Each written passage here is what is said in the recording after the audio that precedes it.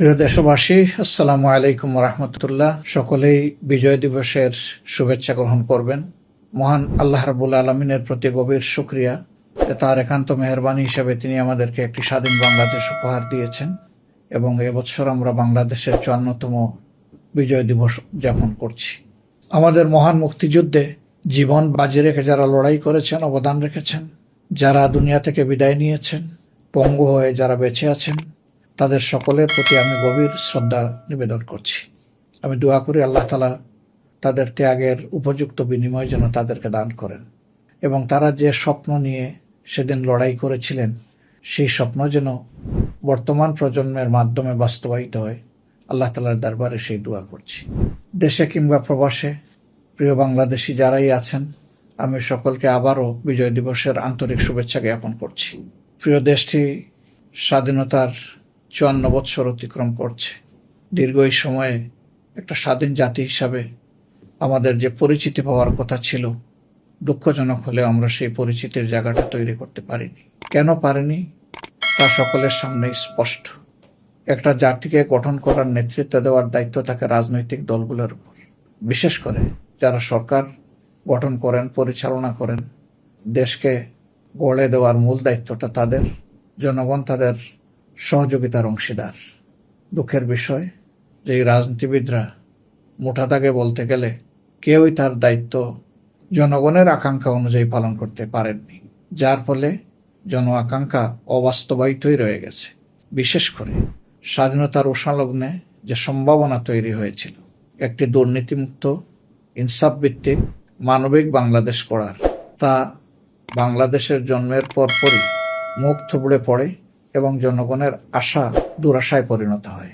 সে সময় থেকেই দুঃশাসন এবং দুর্নীতি গোটা সমাজকে গ্রাস করে বসে, যার ধারাবাহিকতা বলতে গেলে এখনো অব্যাহত আছে।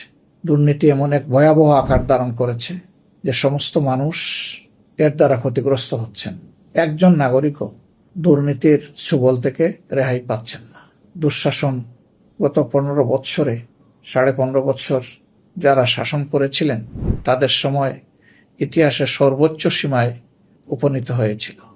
সেই দুঃশাসন থেকে আল্লাহ তাআলা 24-এর কোনো আন্দোলনের মধ্য দিয়ে, গণবিপ্লবের মধ্য দিয়ে জাতিকে মুক্তি দিয়েছেন। আরেকবার আল্লাহ তাআলার শুকরিয়া আদায় করি। আমাদের সামনে নতুন দেশ গড়ার হাতছানি। আগামী নির্বাচনের জন্য গোটা দেশবাসী প্রস্তুত হচ্ছে। আপনাদের প্রিয় সংগঠন জামাত ইসলামী আপনাদের দোয়া, ভালোবাসা, পরামর্শ নিয়ে প্রস্তুতি নিচ্ছে।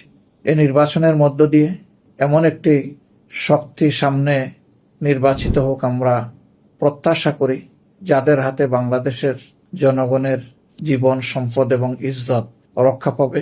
সেই আমানতদারি রক্ষা করে তারা দেশ পরিচালনা করতে পারবে সততা এবং স্বচ্ছতার সাথে। দুর্নীতিমুক্ত একটি দেশ, চাঁদাবাজ, দখলদার, মামলাবাজ মুক্ত একটি দেশ যারা উপহার দিতে পারবে, তরুণদের প্রত্যাশার একটি দেশ যারা উপহার দিতে পারবে, তরুণদের স্বপ্ন বাস্তবায়নে যারা দায়িত্ব নিয়ে কাজ করবে, এমন একটি দেশ যারা গড়ে দিতে পারবে।